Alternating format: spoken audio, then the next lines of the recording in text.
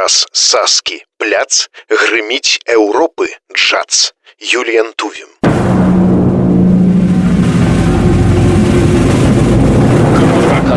Кракатук. Беларуская музыка ўсіх часоў і стыляў у аўтарскай праграме Віктара Сямашкі. Кракатук. Джаз БССР. Перад гісторыя надварот, частка 15. Прысвецім яе апошнім перадваенным гадам і першым ваенным у творчай біяграфіі Ежы Пецярсбургскага, караля польскага танга і адначасова суарганізатара дзяржаўнай джаз-аркестры БССР. Дакладней, нават дзвюх афіцыйных беларускіх фармацыяў падобныя прыроды. У папярэдняй тройцы выпускаў мы пазнаёміліся з акампаніятарскай кар'ерай пана Ежы, асноўнымі шлягерамі кампазітара, што цягам 30-х гадоў сталіся вядомымі па ўсім свеце, з ягоным варшаўскім джаз-бэндам, які лічыўся адным з найбольш папулярных у другой Рэчы Паспалітай ды ва ўсім старым свеце.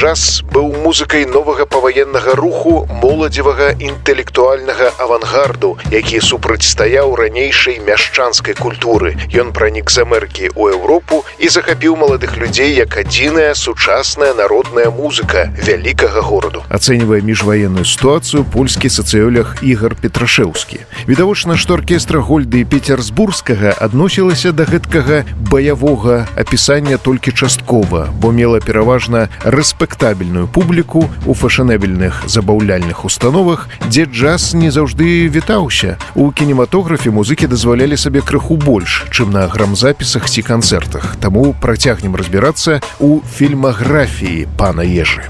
Кракатук.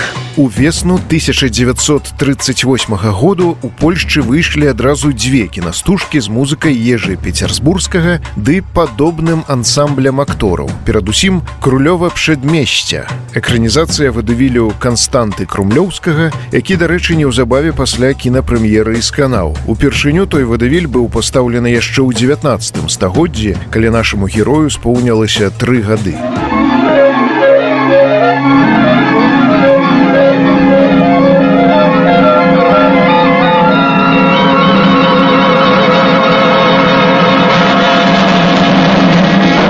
Jeden bardzo mądry człowiek taką złą nawet miał, że jak tylko drzwi zobaczył, między drzwi ten palec pchał.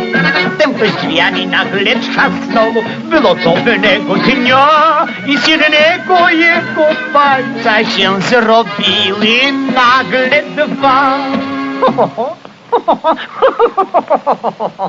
Bo z tego taka jest nauczka, którą każdy przyzna mi. Jeśli nie chcesz mieć paluszków szczęść, nie pchaj palcami w drzwi. Jak się laleczka. За кінаверсію «Каралевы Прадмесця», што моцна адрознівалася ад арыгіналу, адказваў незвычайны калектыў. Рэжысэрам і мантажорам стаў спявак Яўгенію Жбода, суаўтарам сцэнару выступіў таксама знаёмы нам практыкуючы вакаліст Эмануэль Шлехтер, музычным кіраўніком у тытрах заяўлены Іва Вэсбы. Сапраўднае яго імя Ігнацый Сінгер, родам з Кракава. Як і Ежы Пецярсбургскі, пан Іва удзельнічаў у вайне з бальшавікамі і навучаўся ў Вене, а пасля дырыгаваў аркестрамі ў варшаўскіх тэатрах рэвю і студыях грамзапісу. Шэраг песень з «Каралевы Прадмесця» пабачыў свет на кружэлках. Maniusiu, joj, Maniusiu, ach, pasujesz do mnie, że aż strach, jak masło do chleba, jak gwiazdka do nieba. Maniusiu, cyk, Maniusiu, hop, Maniusiu, będę fajny chłop, więc daj szybko dziupa i luba moją bądź. Nie dla psa kiełbasa, nie dla kota szperka. Kto by tam uwierzył wam, każdy chłop to taki sam. Niby jedno lubi, a na drugą zerka. Mnie nie weźmie na ten was żaden z was. O nie, kochanie, to nie bujanie, to najszczersza prawda jest. Nie dla psa kiełbasa, nie dla kota szperka. Może z inną uda się, ze mną nie.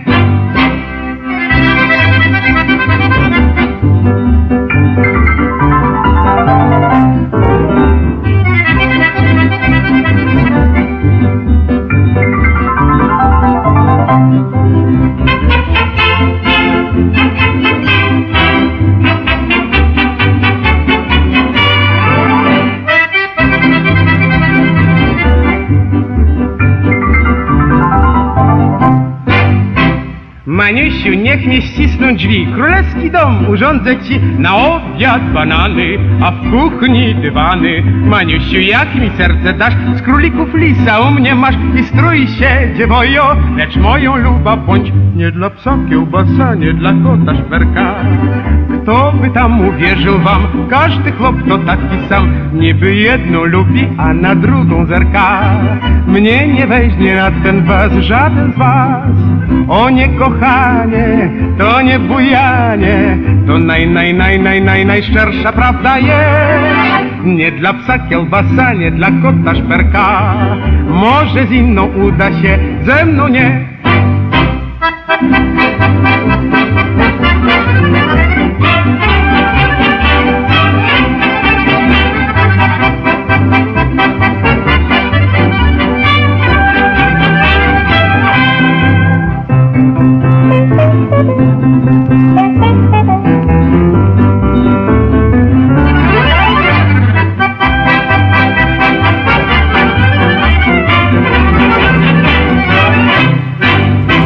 Адзін з хітоў каралевы прадмесця заспяваў будучы ўдзельнік беларускага дзярж-джазу Альберт Харрыс. Паводле фабулы, баемны мастак Зыгмунд закахаўся ў дзяўчыну Маню з прыгараду, але на ейную руку маюцца іншыя прэтэндэнты, ды ягоны апякун супраць мезальянсу. Аўтар саундтрэку аздобіў фільм уласнымі факстротамі, слоу-фоксамі ды полькамі, але ў якасці каралеўскага вальсу уплятаюцца і дунайскія хвалі румынска-сербскага кампазітара Йона Ивановича. Музик анонсé!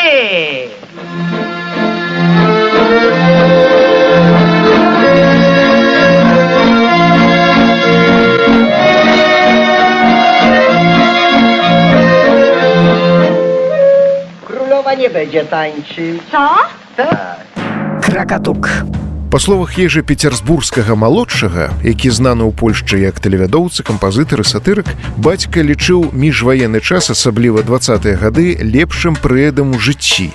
Апошнім перадваенным фільмам з музыкай пецярсбургскага старэйшага сталася «Шчэнсліва чынастка» рэжысэра Мар'яна Чавускага. Над сцэнаром кінакамедыі зноў жа папрацаваў Эмануэль Шлехтар разам з Людвікам Старскім. Абодва ж адказвалі за словы да песень.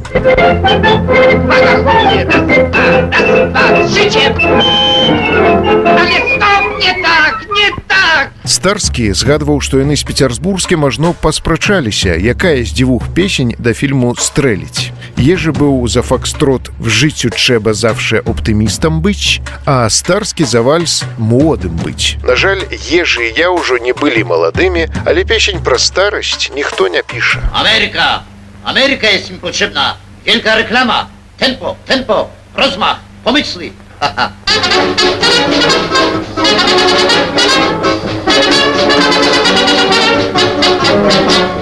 W życiu trzeba zawsze optymistą być, powtarzać wszędzie, jakoś to będzie. Cała sztuka w tym, ażeby umieć żyć, ażeby śpiewać, tańczyć właśnie, gdy jest źle. Mnie, jeżeli los dokuczy i mam losu tego dość, wtedy tańczę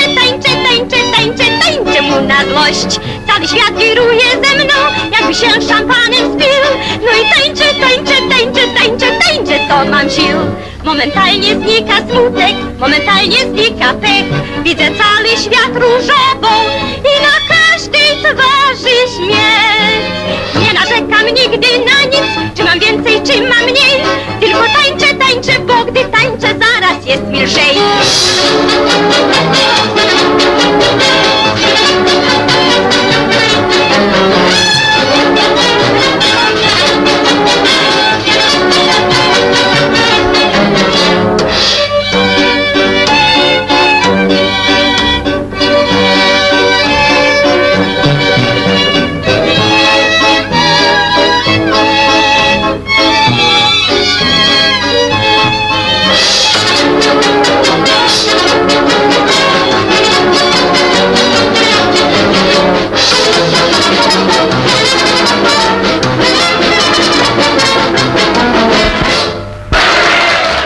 Акторка Елена Грасуна, яна ж сыграла і каралеву прадмесця, выконвае гэты спеў у мужчынскім строі на сцэне тэатру рэвю. Другі гіт са шчаслівыя 13-кі пазней запісала адна з першых удзельніцаў дзяржджазу БССР Вераніка Белл.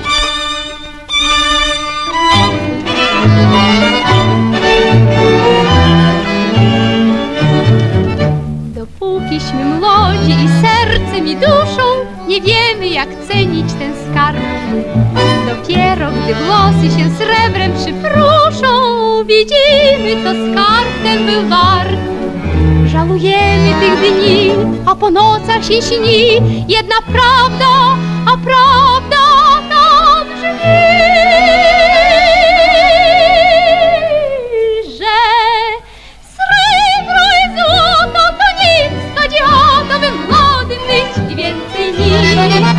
Ni rozpust, ni sława, ni stroje, zabawa, lecz młodym być i więcej nic. A jeszcze do tego mieć kogoś bliskiego i kochać go i więcej nic. Zakochaną być i kochaną być i mieć wciąż przed sobą świat. Zakochaną być i kochaną być i mieć wciąż 20 lat. Właściwie już cała piosenka skończona, lecz jeszcze powtórzę ją raz. Spytajcie, a po co? Bo chcę, żeby ona została i żyła wśród was. Żeby każdy ją znał i powtarzał od dziś i zrozumiał zawartą w niej myśl, że srebro i złoto to nic, chodzi o to, by młodym być i więcej nic. Ni rozpust, ni sława, ni stroje, zabawa, lecz młodym być i więcej nic. A jeszcze do tego mieć kogoś bliskiego i kochać go i więcej nic.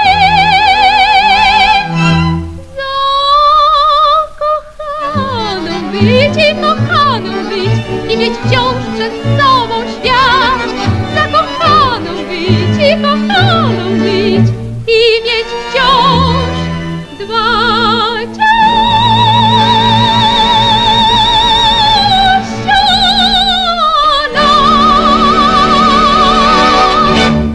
Згодна з сюжэтам, галоўны герой казёлак, працаўнік атэлье, у пятніцу 13-га даведваецца з газеты, што выйграў у латарэю вялікія грошы. З аб'екту здзеку у офісе ён становіцца аб'ектам пашаны, пакуль не выяўляецца, што газета памылілася. На кружэлках выходзіў яшчэ адзін факстрот з кінастужкі, спявае Мечыслаў Фох.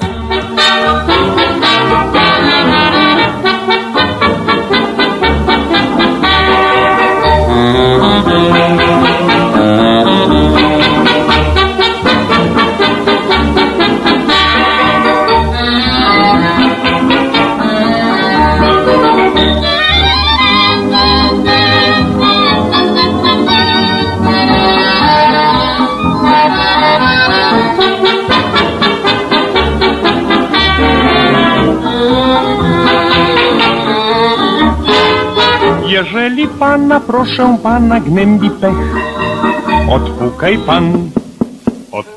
pan, bo to pomaga, to nie blaga, to nie śmiech. Odpukaj pan. Przebiegnie kot, odpukać trzeba w lot, gdy szklankę stłukł. Tak samo puk, puk, puk, bo to pomaga, to nie blaga, to nie śmiech. Odpukaj pan.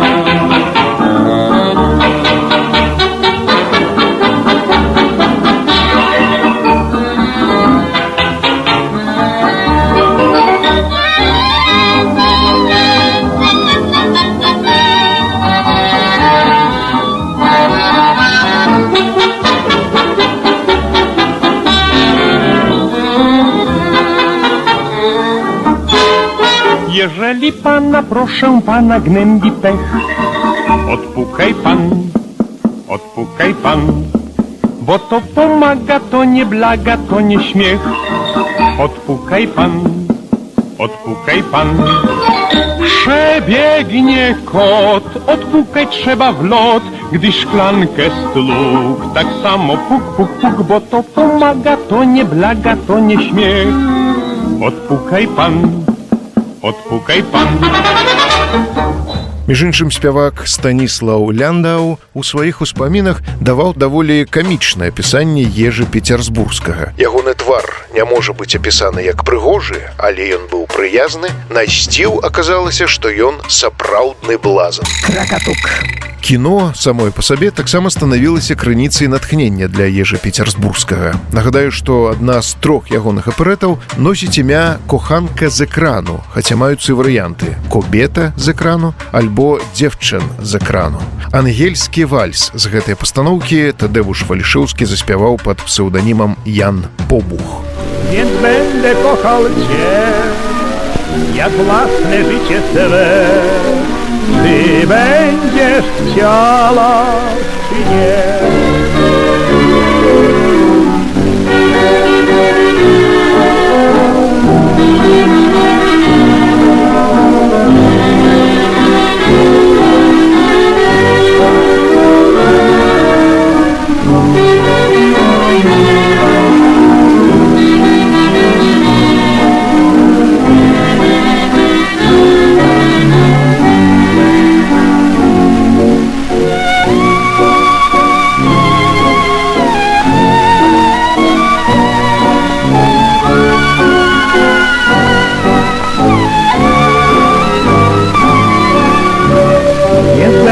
Kochał cię, jak własne życie swe. Ty będziesz chciała, czy nie?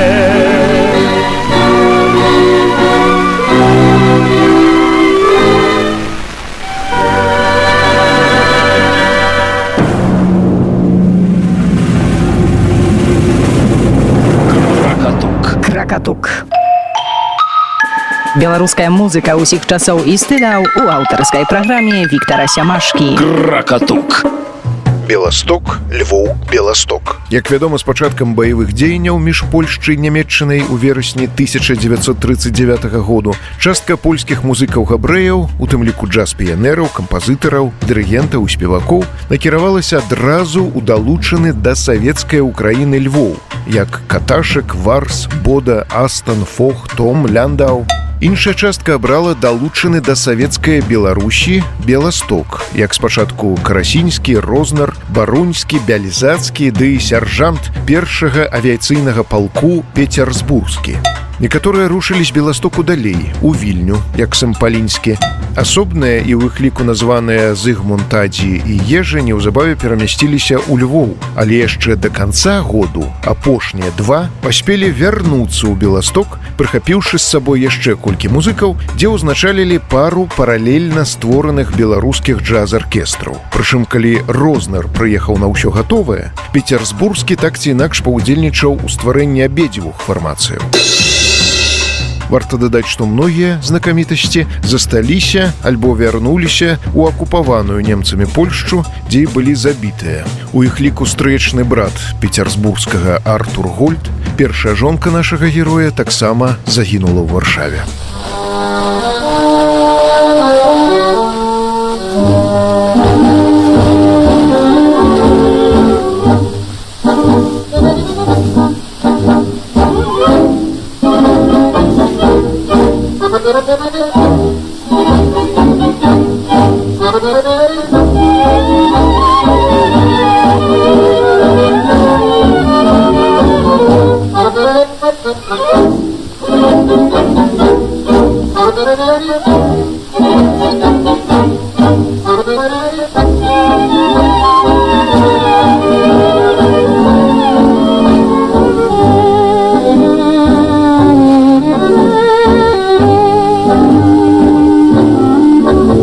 Od dziś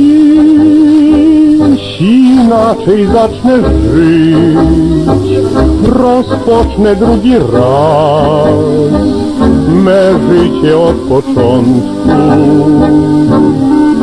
Do dziś o szczęściu mogłem śnić, wierzyłem cały czas, że kiedyś Ciebie spotkam. Przyszłaś tak nagle, tak niespodzianie, aż serce w piersi drży. Przyszłaś, kochanie, by spełnić moje sny. Od dziś inaczej zacznę żyć, rozpocznę z Tobą wraz me życie od początku.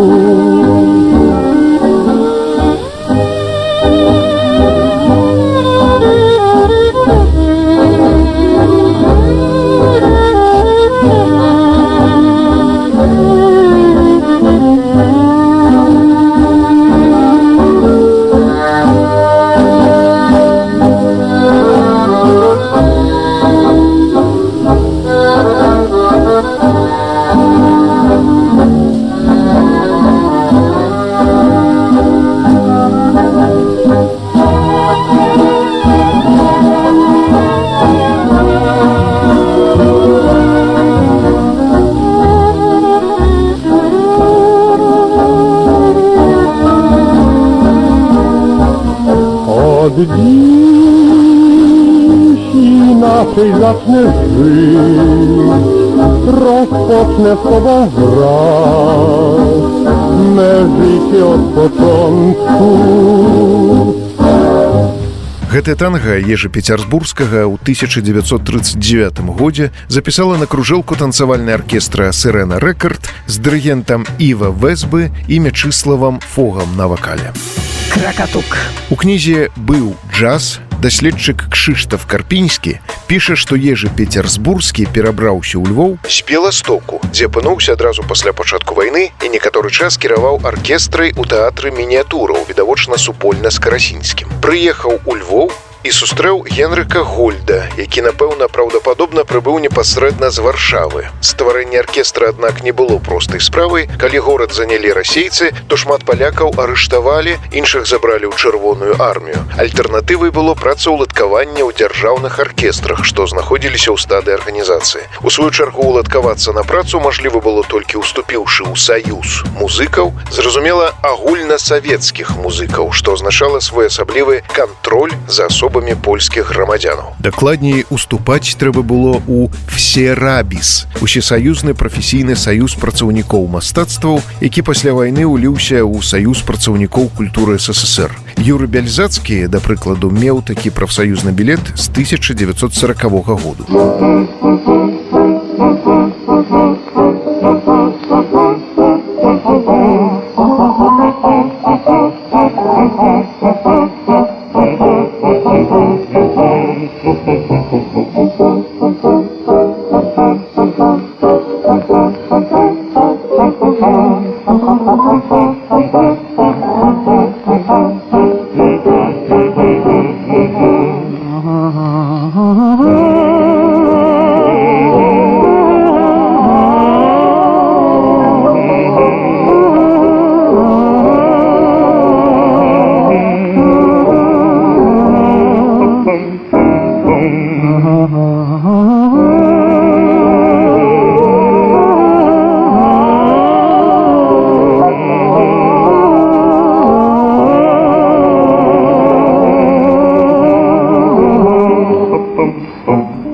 Мы ўжо з вами высветлілі, што менавіта аркестра, якая ў 39-м годзе пачала збірацца ў польскім тэатры мініятураў з першым неафіцыйным лідарам Зыгмундам Карасінскім, у 40-м стала дзярж-джазам БССР. Ежы Пецярсбурскі пацвярджаў, што Карасінскі быў джазавым піянерам у Польшчы, і сам Ежы браў удзел у тым самым першым джаз-бэндзе Зыгмунта ў Гданьску. То сапраўды, чаму б не дапамагчы старому калегу стаць і першым джазменам у Беларусі? Прафесор Войцех Слішынскі указвае, што тэатр мініятураў паўстаў у снежні 39-га, але можна меркаваць, што і раней, бо першыя стваральнікі аркестры ўжо мусілі быць на месцы. І, да прыкладу, польскі тэатр у Беластоку, маецца на ўвазе драматычны, як сведчыць тагачасная прэса, пачаў фармавацца яшчэ ў першай палове кастрычніка. Кракатук. У псеўдарускіх творах міжваенныя польскія аўтары любілі цытаваць дубінушку. Бурлацкі спеў, папулярызаваны Фёдорам Шаляпінам. Наступны твор у выкананні Фога з аркестрай Г і П меў таксама версію на ідыш «Шпіль мір ауф дер балалайка».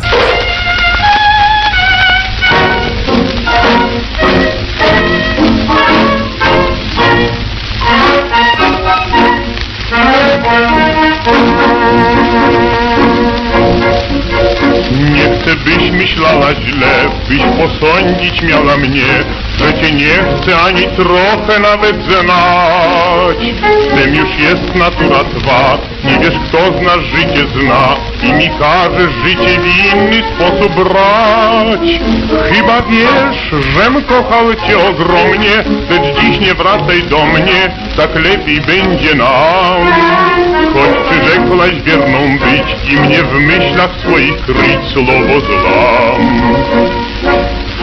Czemu jeszcze raz powtarzasz o bezsennych twych nocach? Czemu nowy żal mi stwarzasz?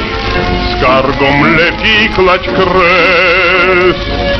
Ach, po co wspomnieć chwil tych blask, gdy los nam skąpi swoich lat.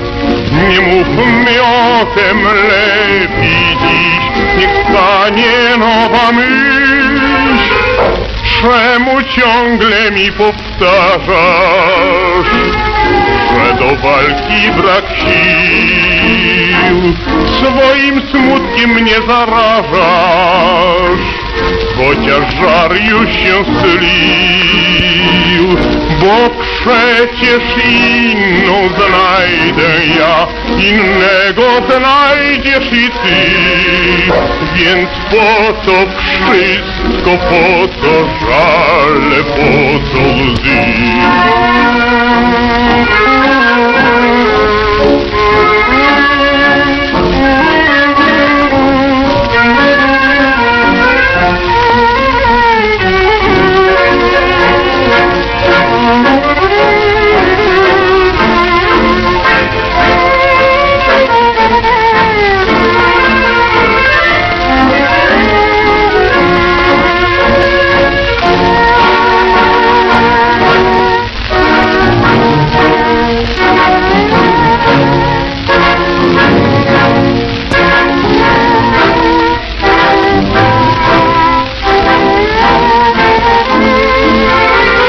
Пецярсбургскі малодшы сведчыць, што бацька ведаў расійскую мову, але хаваў гэта, бо энкавэдысты няспынна спрабавалі схіліць яго да супрацы. Напрыклад, змушалі прачытаць са сцэны прапагандысцкую лістоўку. Пан Ежы згадываў, што пастаянна знаходзіўся пад назіраннем пары функцыянераў.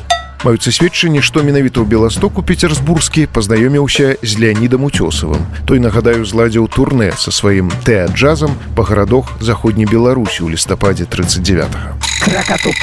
Ежы Пецярсбургскі сустрэў Беластоку і шмат даўніх знаёмых: Казімежа Крукоўскага, які кіраваў тэатрам мініятураў, Толю Манкевіч ды Міхала Зніча, якія уладкаваліся ў польскі тэатр. Усе трое, згадаем, зняліся ў фільме з музыкай Ежы «Што мой муж робіць ночы». Дарэчы, рэжысэр стужкі Міхал Вашынскі сустрэў вайну са здымачнай групай у Львове, а пасля, як напісана ў кнізе «Быў джаз», супрацоўнічаў з беластоцкім тэатрам мініятураў. Савецкія ўлады саслалі Вашынскага ў Сібір, але ў снежні 41-го году выпусцілі, каб той далучыўся да арміі генерала Андерса. Загадчыка літаратурнай часткі тэатру Збігнева Міцнера, нагадаю, таксама арыштаваў НКВД, аднак ён здолеў вярнуцца ў Варшаву. Адзін з твораў Ежы Пецярсбургскага грае русійская капеля «Волга», якая існавала ў Польшчы на пачатку 30-х.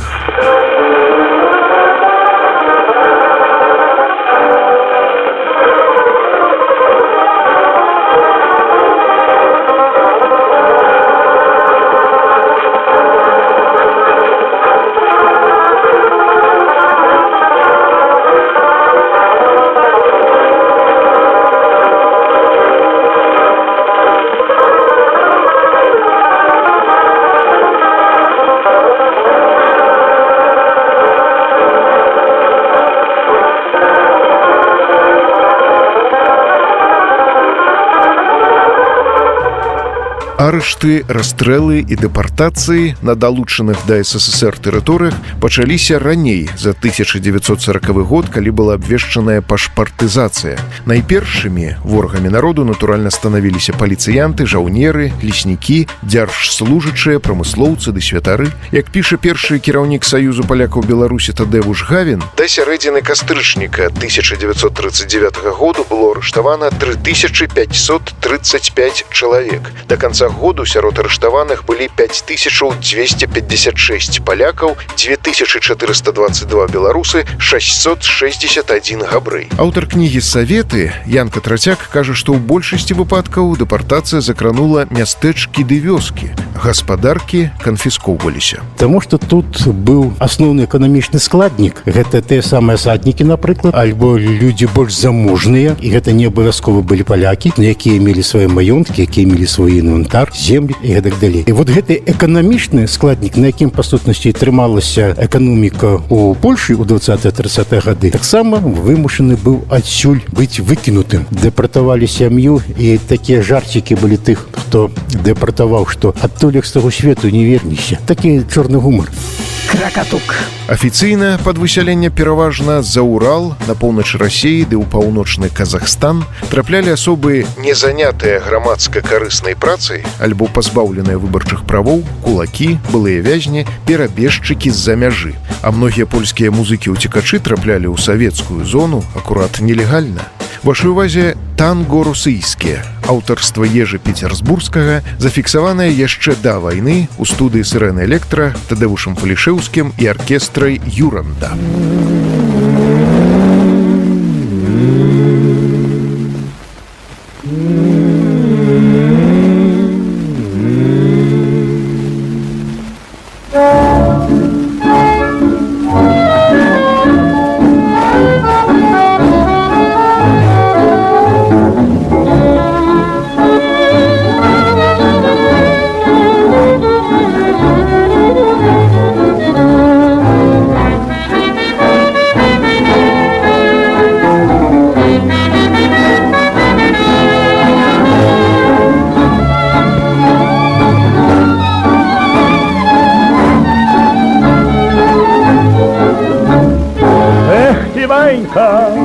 Durnie Wańka, dziś tobie żal za twoją Sonią.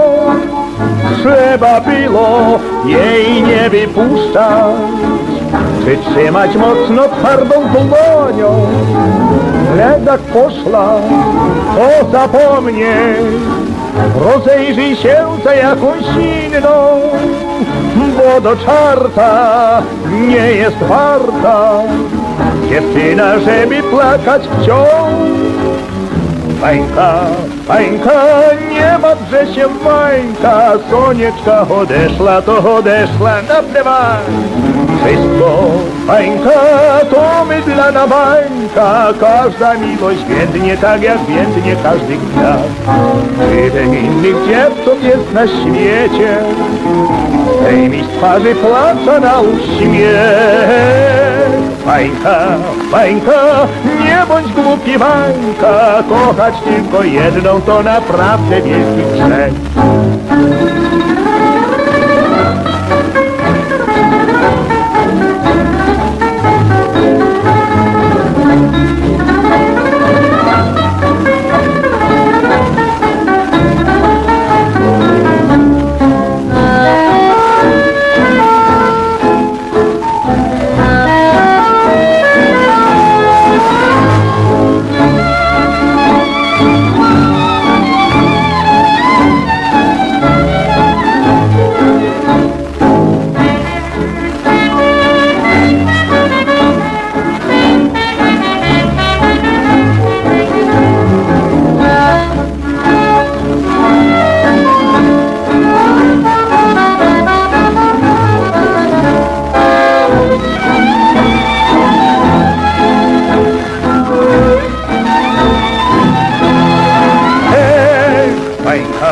Wańka, nie bądź głupi Wańka, kochać tylko jedną to naprawdę wielki grzech.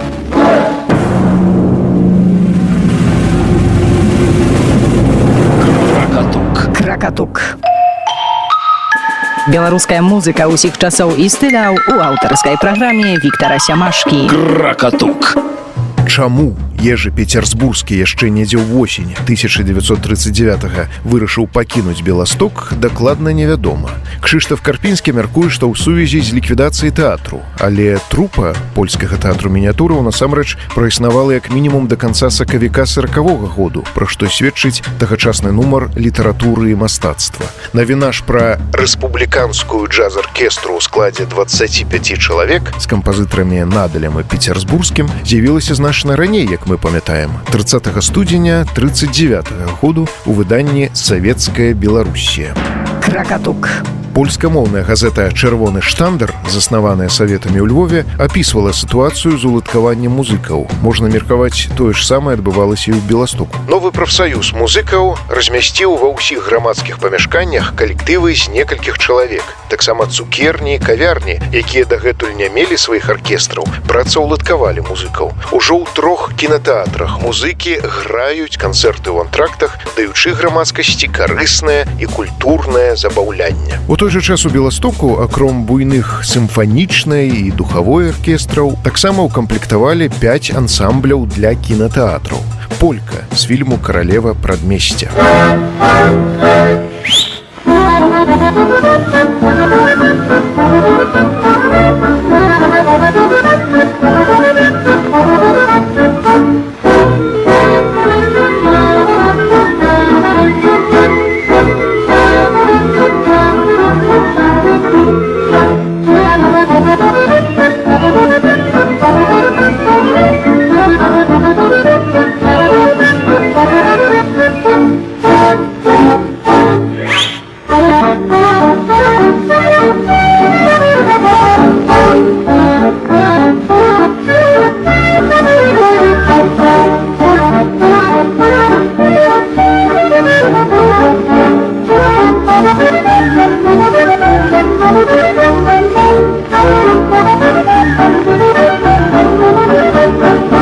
Ежы Пецярсбурскі з сустрэтым у Львове кузэнам Генрыкам Гульдам здзейснілі няўдалую спробу арганізаваць аркестру. Неўзабаве абодва вярнуліся ў Беласток і працаўладкаваліся ў арганізаванай ужо філіі Менскай філармоніі. Там са Станіславам Ляндау стварылі аркестру, з якой канцэртавалі па ўсім Савецкім Саюзе. Канстатуе Кшыштаф Карпінскі. Насамрэч, Ежы ды Генрык вярнуліся ў Беласток на запрашэнне дырэктара Белдзярж эстрады Арона Блюмберга, які які асабіста дзеля гэтага наведаў Львоў. Кракатук. Згодна з інфармацыяй Ліму, за 3 верасня 1939 году беларускае дзяржаўнае аб'яднанне эстрады было прадбачліва створанае акурат перад вайной 19 жніўня. Дакладней, Саўнаркам БССР вырашыў зрабіць эстрадны сектар беларускай дзяржаўнай філармоніі самастойнай арганізацыяй, бо работа эстраднага сектару пры філармоніі не змагла атрымаць адпаведнага размаху, паколькі кіраўніцтва філармоніі не магло даць эстрадзе патрэбную увагу. Гаворыць аўтарка кнігі пра гісторыю беларускай эстрады Вольга Брылон. То вместе, то порги, как супруги, знаете, то сходили в филармонию и эстрада. Но вот в 1939-м эстрада как раз была отделена. Філія Белдзяржэстраду Беластоку мусіла мець уласны джаз, як і абласная філармонія. Яніне Сакалоўскай акампануе аркестра фірмы «Коламбія» з дырыгентам Генрыкам Гольдам.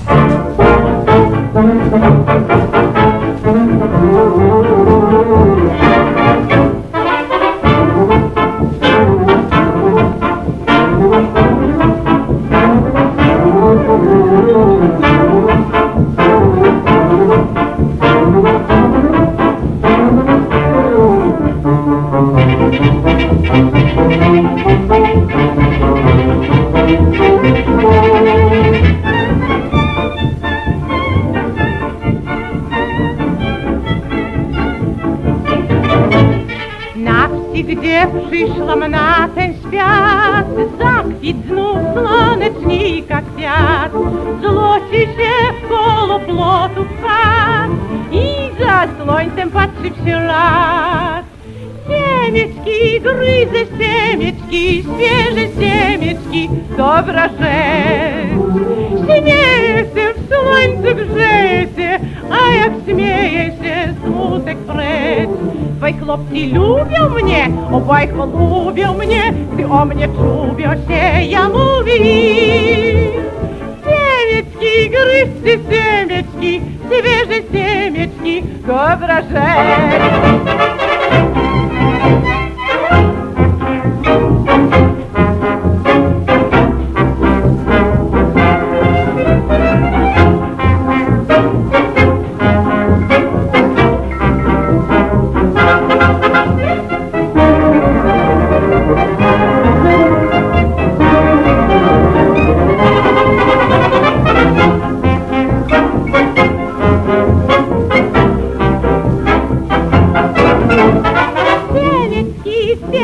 Siemieczki, gryzy siemieczki, dobra rzecz. Śmieje się w słońcu, grzeje się, a jak śmieje się, smutek precz. Dwaj chłopcy lubią mnie, obaj lubią mnie, gdy o mnie czubią się, ja mówię. Siemieczki, gryzy siemieczki, świeże siemieczki, dobra rzecz.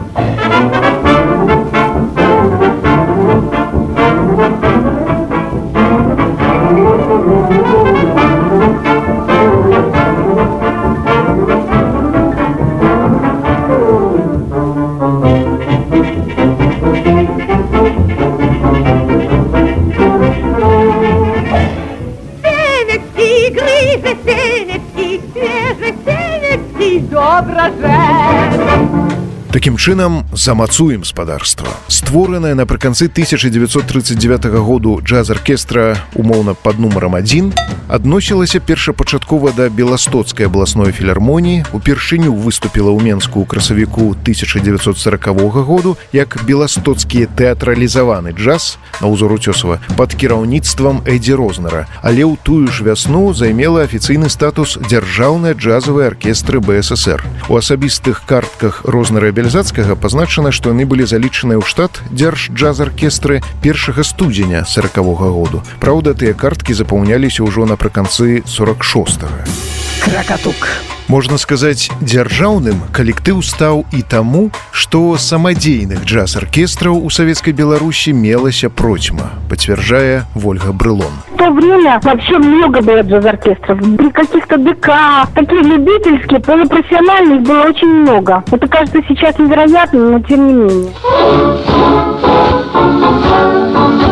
Dziś będziemy na ludowym fajfokloku Każdy w Moskwie własny dancing w domu ma. Będę przyglądał ci się z boku, jak tanecznym idziesz kroku i do tańca cię poproszę, luba ma. Natasza tańczy i Sasza tańczy, foxtrota i orkiestra w radio gra. W modnym salonie, przy gramofonie, proletariusze ćwiczą nowe pas. Balowy strój i z cholewami buty, rubaszka do smokingu to ma szyk. Natasza tańczy i Sasza tańczy i całą Rosję ten opętał psik. Modnie tańczyć to postępuje z oznaka. Robi burżuj tak i my robimy tak. Minęła moda na trepaka, teraz przyszła moda taka, że się rumbę tańczy ile tylko chcesz.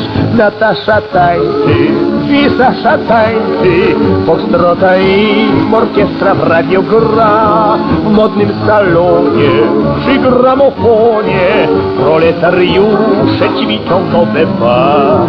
Balowy strój i z cholewami buty, rubaszka do smokingu to ma szyk. Natasza tańczy i Sasza tańczy i całą Rosję ten opętał dzik.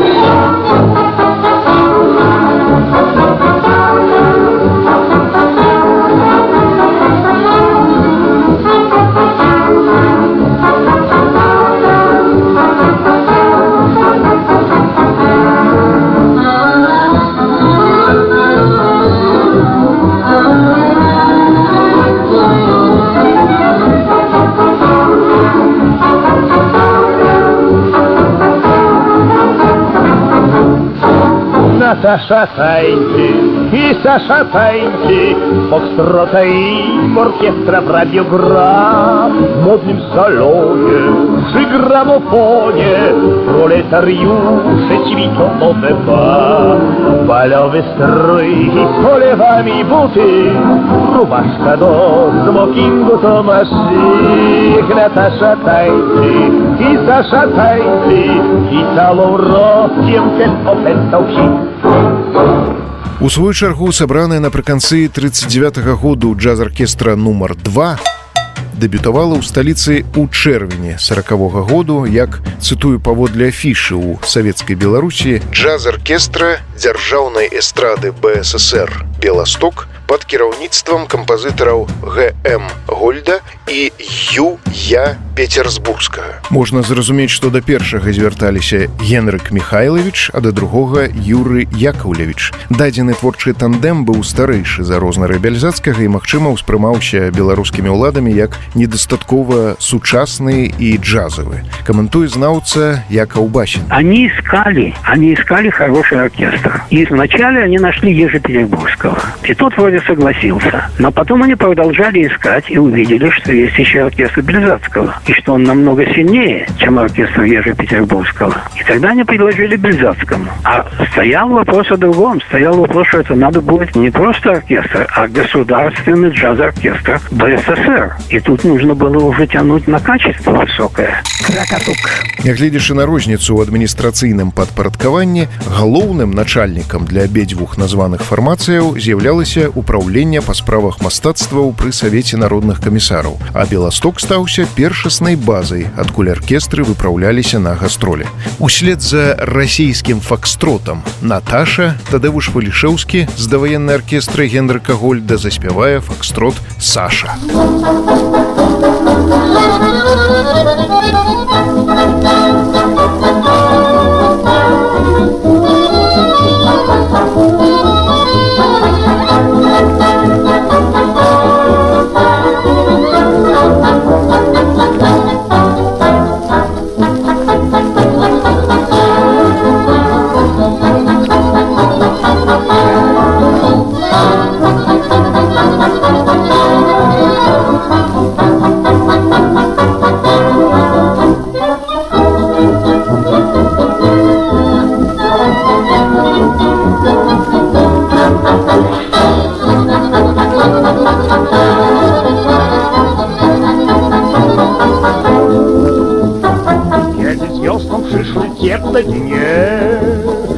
Sasza z Maszą pokochali się.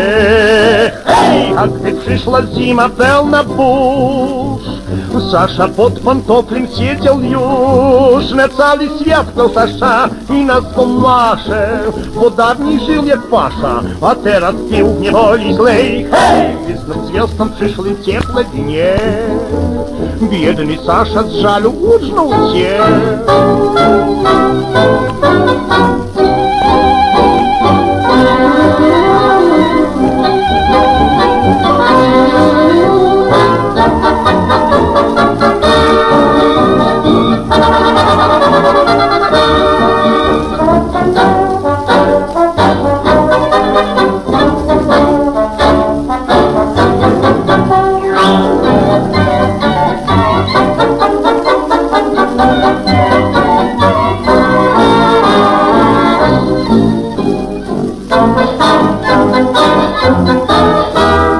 Kiedy z wiosną przyszły ciepłe dnie, Sasza z Maszą pokochali się.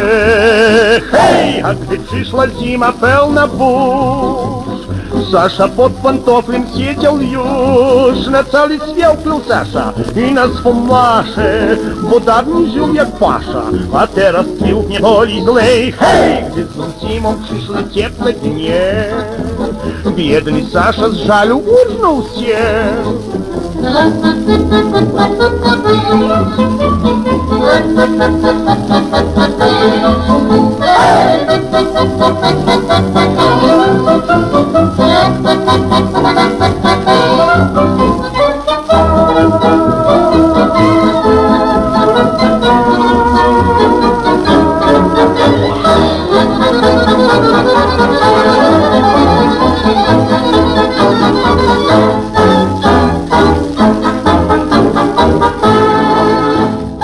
Тэарэтычна можна назваць і таксама сфармаваную напрыканцы 1939 году заходнебеларускую джаз-аркестру нумар 3. Бо згодна з архіўнымі дакументамі, што захоўваюцца ў беларускім дзяржаўным архіве музея літаратуры і мастацтва, да 1941 году Белдзяржэстрада мела два аддзяленні. У Берасці і Беластоку дзве эстрадныя аркестры. Адпаведна, акром аркестраў Рознера-Бяльзацкага і Гольда-Пецерсбургскага існавала яшчэ адна, відавочна ў Берасці, але дакументаў з пацверджаннем таго у архіўным фондзе няма. Кракатук. З іншымі ключавымі персонамі у джаз-аркестры Белдзяржэстрады Генрыкам Гольдам і Станіславам Ляндау, з тым самым кампазітарам Надалем бліжэй пазнаёмімся ў наступных выпусках з цыклю «Джаз БССР». Кракатук. Беларуская музыка усіх часоў і стыляў у аўтарскай праграме Віктара Семашкі. Кракатук.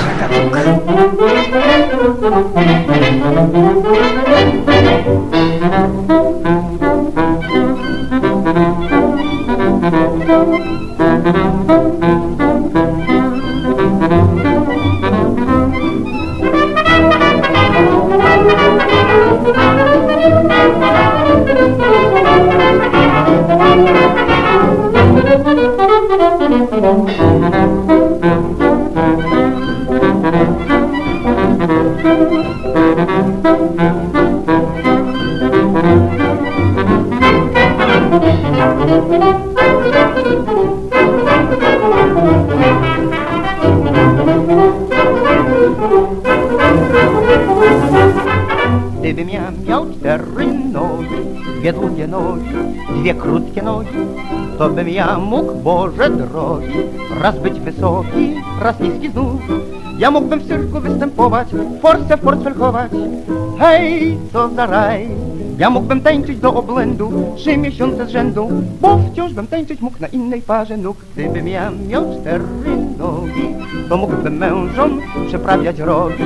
Nie mąż by nie mógł złapać wcale, bo miałbym stale 2 pary nóg.